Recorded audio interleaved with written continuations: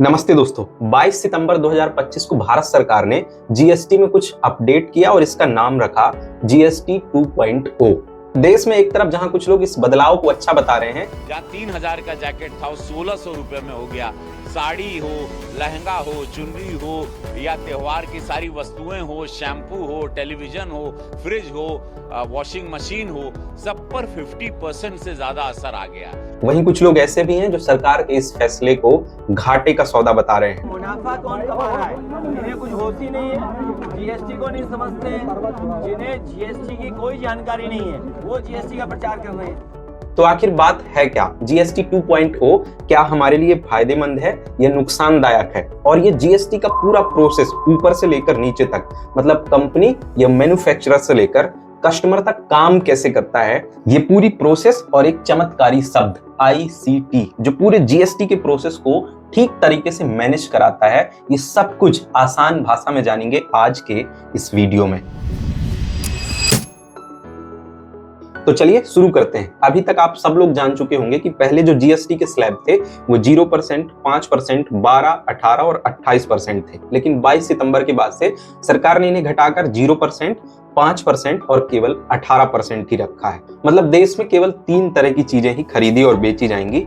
एक तो जिन पर कोई टैक्स नहीं होगा, दूसरा जिन पर केवल 5% टैक्स होगा और तीसरा जिन पर अधिकतम 18% टैक्स लगेगा। तो समझने के लिए हम एक 18% जीएसटी लगने वाली बाइक खरीदते हैं और इसके एग्जाम्पल के माध्यम से मैं आपको समझाऊंगा कि कंपनी से लेकर डीलर और डीलर से लेकर कस्टमर तक ये जीएसटी कैसे प्रोसेस होता है। अब मान लीजिए आपने इस हफ्ते एक बाइक खरीदी जो आपको पड़ी है 1,18,000 रुपए की। तो अब आसान भाषा में इसकी कैलकुलेशन को समझ लेते हैं। तो जो कंपनी बाइक को बनाती है वो पहले रॉ मटेरियल भी तो कहीं से खरीदती होगी, जैसे स्टील, प्लास्टिक, रबर एटसेट्रा सामान जो भी बाइक बनाने के लिए लगता है वो कंपनी भी कहीं और से खरीदती होगी। तो हम मान लेते हैं कि कंपनी ने 40,000 रुपए मूल्य का सामान खरीदा और इस सामान पर 18% जीएसटी भर दिया। तो 40,000 का 18% जीएसटी होता है 7,200 रुपए।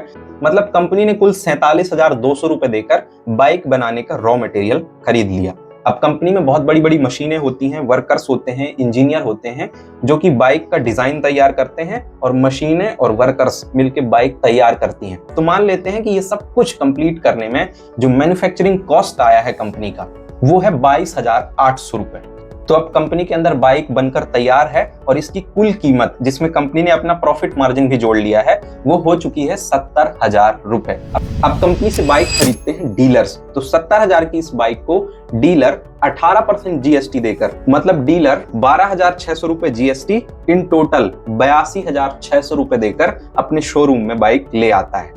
अब डीलर अपने यहाँ लाकर कई महीनों तक बाइक को रखता है, ट्रांसपोर्टेशन चार्ज जोड़ता है, अपने शोरूम का सर्विस चार्ज जोड़ता है। मतलब डीलर कुल मिला के अपना प्रॉफिट मार्जिन रखता है 17,400, जिसे बाइक की शोरूम में ही कीमत हो जाती है 1,00,000 रुपए। अब जब आप बाइक खरीदने जाते हैं शोरूम में तो आपको 1,00,000 रुपए एमआरपी की बाइक पर 18% जीएसटी लगाकर डीलर आपको बेच देता है और आपको बाइक पड़ती है 1,18,000 रुपए की।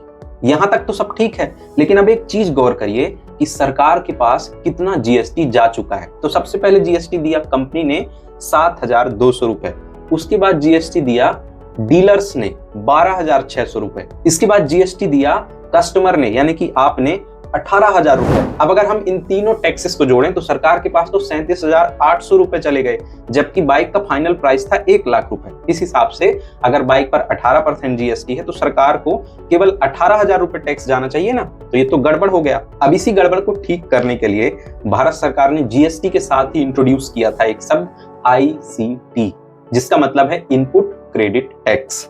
अब इस ICT को समझिए, ये एक ऐसा जादुई तरीका है जिससे हम दोहरे टैक्स से बच जाते हैं। इसे ऐसे समझिए जैसे बाइक बनाने वाली कंपनी ने जब रॉ मटेरियल खरीदा था तब सरकार को जीएसटी दिया था 7,200 रुपए और जब फाइनली बाइक को बेचा है तब भी डीलर से 12,600 रुपए जीएसटी लेके सरकार को दिया है। अब जब कंपनी पूरे 1 साल का जीएसटी सरकार को दे देती है, इसके बाद वो अपना रिटर्न क्लेम कर सकती है। कंपनी सरकार से कहेगी कि देखिए जब हम माल खरीदे थे तब आपको 7200 रुपए दिए थे और जब बेचे हैं तब डीलर से लेके 12,600 रुपए दिए हैं, तो आप हमारा 7200 रुपए रिटर्न कर दीजिए। और फिर सरकार ICT मतलब इनपुट क्रेडिट टैक्स के तहत बिना कंपनी को परेशान किए 7,200 रुपए रिटर्न कर देती है। इसी को कहते हैं रिटर्न क्लेम करना।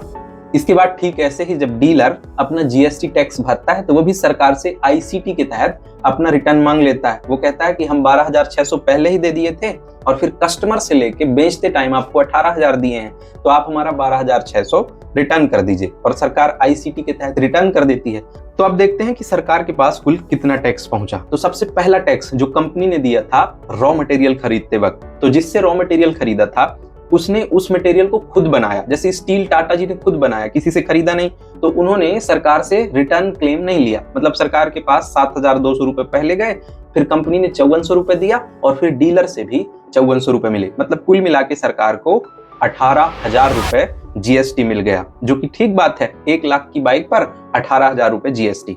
अब मैं उम्मीद करता हूं कि आपको ये गुड्स एंड सर्विस टैक्स का पूरा प्रोसेस आसान भाषा में समझ में आ गया होगा, और इस प्रोसेस में जो एक चमत्कारी शब्द है ICT मतलब इनपुट क्रेडिट टैक्स, ये भी आप ठीक तरीके से समझ पाए होंगे। इसके बाद भी अगर आप कुछ पूछना या बताना चाहते हैं तो कमेंट में आपका स्वागत है। अब मिलेंगे नेक्स्ट वीडियो में, तब तक स्वस्थ रहिए, मस्त रहिए, शुक्रिया।